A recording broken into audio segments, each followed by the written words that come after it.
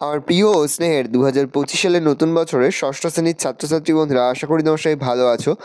আজ আমরা যে বিষয়টি নিয়ে আলোচনা করব, ষষ্ঠ শ্রেণীর ফার্স্ট সামেটিভ অর্থাৎ প্রথম পর্যায়ক্রমিক মূল্যায়নের ইতিহাসের সিলেবাস, প্রশ্নকার এবং নমুনা প্রশ্নপত্র নিয়ে। প্রথমে তোমরা সিলেবাসটা দেখে নাও, কী কী বিষয় তোমাদের ফার্স্ট সামেটিভ অর্থাৎ প্রথম পর্যায়ক্রমিক মূল্যায়নে থাকবে। প্রথম পর্যায়ক্রমিক মূল্যায়নের ক্ষেত্রে ফুল মার্কস থাকবে তোমাদের 30, আর সময় তোমাদের থাকবে 1 ঘন্টা। তোমাদের থাকবে প্রথম বিষয় ভারতীয় উপমহাদেশে আদিম মানুষ, আর থাকবে তোমাদের ভারতীয় উপমহাদেশে প্রাচীন ইতিহাসের ধারা। এই বিষয়গুলো তোমাদের কিন্তু ফার্স্ট সামেটিভ অর্থাৎ প্রথম পর্যায়ক্রমিক মূল্যায়নে থাকবে। এবার তোমরা নমুনা প্রশ্নপত্রটা দেখে নাও। একে থেকে রয়েছে সঠিক উত্তর নির্বাচন করে লেখো যে কোনো 6টি, প্রতিটি প্রশ্নের মান 1 করে 1 × 6 = 6। প্রথম, আদিম মানুষের জীবনের প্রথম জরুরি আবিষ্কার চাকা, আগুন, ধাতু না মাটির পাত্র? তবে আগুন। আদিম মানুষের প্রথম হাতিয়ার ছিল গাছের ডাল, পাথরের অস্ত্র, লোহার অস্ত্র, তামার অস্ত্র? তবে গাছের ডাল।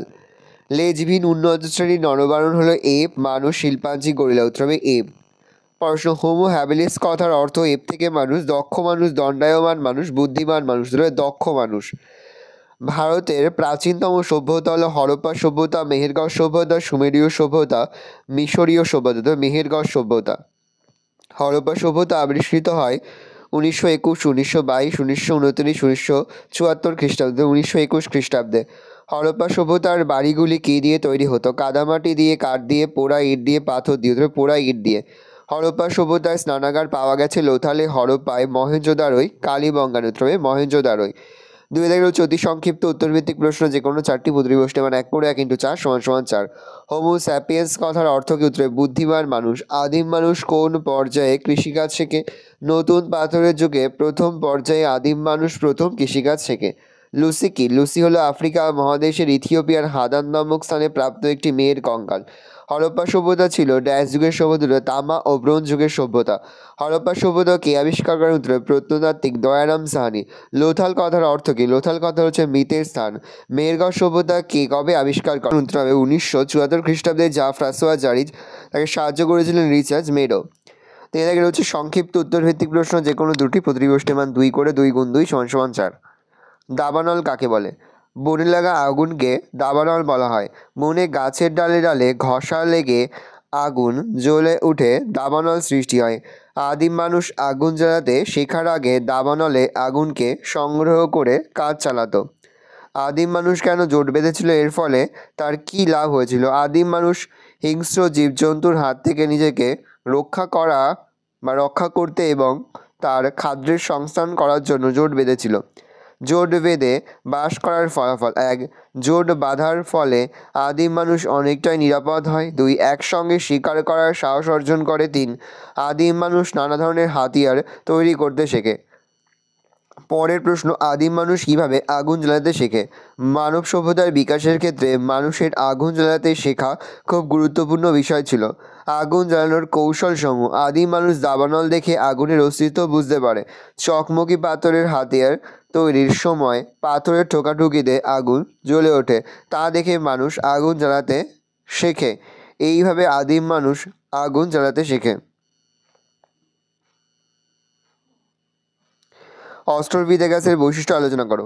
1. এরা 2 পায়ে ভর দিয়ে কোনো মতে দাঁড়াতে পারত। এদের চোয়াল ছিল শক্ত ও সুগঠিত, তাই এরা শক্ত বাদাম ও শুকনো ফল চিবিয়ে খেতে পারত। এরা গাছের ডাল দিয়ে ধাক্কা মারত ও পাথর ছোড়ার চেষ্টা করত। পরের প্রশ্ন, সিন্ধু সভ্যতাকে কেন হরপ্পা সভ্যতা বলা হয়? 1921 ও 1922 খ্রিস্টাব্দে হরপ্পা ও মহেঞ্জোদারোতে প্রাচীন সভ্যতার 2টি কেন্দ্র আবিষ্কৃত হয়। সিন্ধু নদের উপত্যকায় এই 2টি কেন্দ্র অবস্থিত বলে এই সভ্যতাকে সিন্ধু সভ্যতা বলা হয়। কিন্তু পরে সিন্ধু নদের উপত্যকার বাইরে এই সভ্যতার অনেক কেন্দ্র খুঁজে পাওয়া গেছে, আর এগুলোর মধ্যে হরপ্পা ছিল সবচেয়ে বড় গুরুত্বপূর্ণ প্রাচীন কেন্দ্র, তাই সিন্ধু সভ্যতাকে হরপ্পা সভ্যতা বলা হয়। তামা পাথরের যুগ বলতে কী বোঝো? নতুন পাথরের যুগে ভারতীয় উপমহাদেশে পাথরের পাশাপাশি ধাতুর ব্যবহার শুরু হয়েছিল। তখন ধাতু বলতে তামা ও কাঁসার ব্যবহার ছিল। এই সময় তামা ও পাথর দুটোরই ব্যবহার হতো বলে এই সময়কে তামা পাথরের যুগ বলা হয়। 4 থেকে রয়েছে বিশ্লেষণাত্মক উত্তরভিত্তিক প্রশ্ন, যে কোনো 2টি, প্রতিটি প্রশ্নের মান 3 করে 3 × 2 = 6। আগুন জ্বালাতে শেখার পর আদিম মানুষের কী কী সুবিধা হয়েছিল? আগুন জ্বালাতে শেখার পর আদিম মানুষের জীবনযাত্রায় ঘটে নানান পরিবর্তন। এর ফলে মানুষ এক শীতের প্রকোপ থেকে বাঁচতে শিখল, দুই হিংস্র জীবজন্তুর হাত থেকে নিজেকে সুরক্ষিত করতে শিখল। এর ফলে মানুষের খাদ্যাভ্যাসের পরিবর্তন ঘটে। চার, আগুনে পোড়া নরম খাবার খাওয়ার ফলে মানুষের চোয়াল ও দাঁত ছোট হয়, তার শারীরিক পরিবর্তন ঘটে। পরের প্রশ্ন, আদিম মানুষ যাযাবর ছিল কেন? আদিম মানুষ নানা কারণে যাযাবর জীবন যাপন করত। যেমন আদিম মানুষ নিজের খাবার নিজে উৎপাদন করতে পারত না। আদিম মানুষ শিকার করেও বনের ফলমূল সংগ্রহ করে তাদের খাদ্যের চাহিদা মেটাতো। আর বনের ফলমূল ও শিকার কোনো একটি নির্দিষ্ট এলাকার মধ্যে পাওয়া যেত না, তাদের বিভিন্ন স্থানে ঘুরে ঘুরেই খাদ্য সংগ্রহ করতে হতো। এই সব কারণে আদিম মানুষ যাযাবর ছিল। মহেঞ্জোদারোতে স্নানাগার সম্পর্কে কী জানা যায়? মহেঞ্জোদারোতে একটি সুগঠিত পাকা ইটের তৈরি স্নানাগার অর্থাৎ স্নান করার জায়গা আবিষ্কৃত হয়েছে। সেটি ছিল লম্বায় 180 ফুট ও চওড়ায় 108 ফুট এবং সমগ্র এলাকাটি 8 ফুট উঁচু পাঁচিল দিয়ে ঘেরা ছিল। এর মাঝামাঝি অংশে একটি বড় জলাশয় দেখা যায়, যেটি ছিল 39 ফুট লম্বা, 23 ফুট চওড়া ও 8 ফুট গভীর। এই জলাশয়টিতে একদিকে যেমন বাইরের অপরিষ্কার জল ঢোকার ব্যবস্থা ছিল না, তেমনই অতিরিক্ত জল বের করে দেওয়ার ব্যবস্থা ছিল না। এমনকি জলাশয়টিকে পরিষ্কার করার ব্যবস্থা করা হয়েছিল। জলাশয়ে ঋতুভেদে ঠান্ডা ও গরম জলের ব্যবস্থা ছিল। অনেকে মনে করেন এটি ছিল অভিজাতদের জলকেহেলির স্থান। পরের প্রশ্ন, হরপ্পা সভ্যতাকে প্রাগৈতিহাসিক যুগের সভ্যতা বলা হয় কেন? প্রাগৈতিহাসিক যুগ বলতে সেই সময়কে বোঝানো যায় যে সময় মানুষ লিখতে শিখছে বা লিপির ব্যবহার শিখেছে। হরপ্পা সভ্যতাকে প্রাগৈতিহাসিক যুগের সভ্যতা বলা হয় কারণ হরপ্পা সভ্যতার মানুষ লিখতে জানত। তবে হরপ্পা সভ্যতার লিপি আজও পড়া সম্ভব হয়নি। তবে এই লিপিগুলির সঙ্গে ব্রাহ্মী ও খরষ্টি লিপির মিল আছে। ডান থেকে বামে এগুলি লেখা হতো। হরপ্পা সভ্যতায় শিলমোহর সম্পর্কে আলোচনা করো। হরপ্পা সভ্যতায় বিভিন্ন প্রত্নক্ষেত্র থেকে অনেক শিলমোহর পাওয়া গেছে। শিলমোহরগুলি নরম পাথর ও কাদামাটি দিয়ে বানিয়ে আগুনে পুড়িয়ে তৈরি করা হতো। এগুলিতে লিপি ও প্রতীক চিহ্ন খোদাই করা হতো। শিলমোহরগুলিতে ষাঁড়, এক শিংওয়ালা একটি কাল্পনিক পশু, মানুষ, গাছ ও জ্যামিতিক নকশা খোদাই করা থাকতো।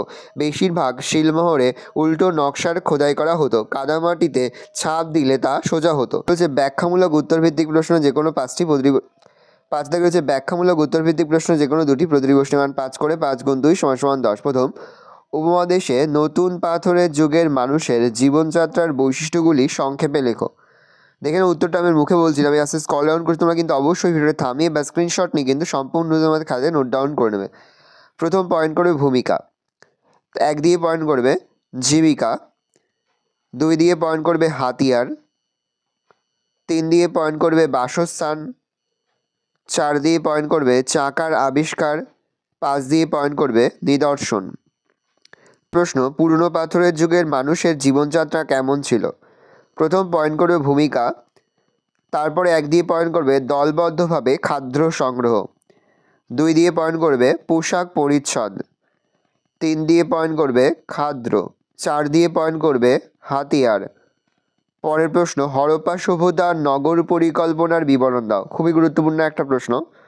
প্রথম পয়েন্ট করবে ভূমিকা, পরের পয়েন্ট করবে হরপ্পা সভ্যতার নগর পরিকল্পনা, 1 দিয়ে সাব পয়েন্ট করবে নগর বিন্যাস, 2 দিয়ে পয়েন্ট করবে ঘর বাড়ি, 3 দিয়ে পয়েন্ট করবে পয় প্রণালী, 4 দিয়ে পয়েন্ট করবে রাস্তাঘাট, 5 দিয়ে পয়েন্ট করবে গ্রিড পদ্ধতি। পরের প্রশ্ন, হরপ্পা সভ্যতার পয় প্রণালী ও নিকাশি ব্যবস্থা কেমন ছিল তা নিজের ভাষায় আলোচনা করো। প্রথম পয়েন্ট করবে ভূমিকা, তারপরে মেন পয়েন্ট করবে পয় প্রণালী, ভালো করে দেখে নাও। পরের পয়েন্ট করবে নিকাশি ব্যবস্থা, মেন পয়েন্ট। এই রয়েছে টোটাল তোমাদের ফার্স্ট সামেটিভ অর্থাৎ প্রথম পর্যায়ক্রমিক মূল্যায়নের 6ষ্ঠ শ্রেণীর ইতিহাসের কোশ্চেন পেপার। ভালোভাবে কোশ্চেনটা দেখে নাও।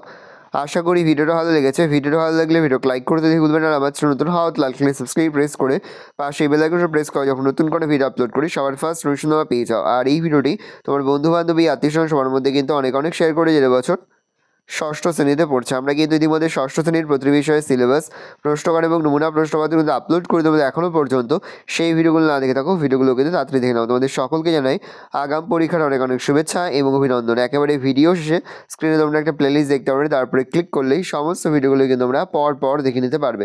কোনো প্রশ্নের উত্তর লিখতে বা বুঝতে যদি কোনো রকম অসুবিধা হয় তাহলে কিন্তু নির্দ্বিধায় কমেন্ট সেকশনে কমেন্ট করে জানাতে একদমই ভুলবে না। ভালো, তোমার কোশ্চেনটা দেখে নাও।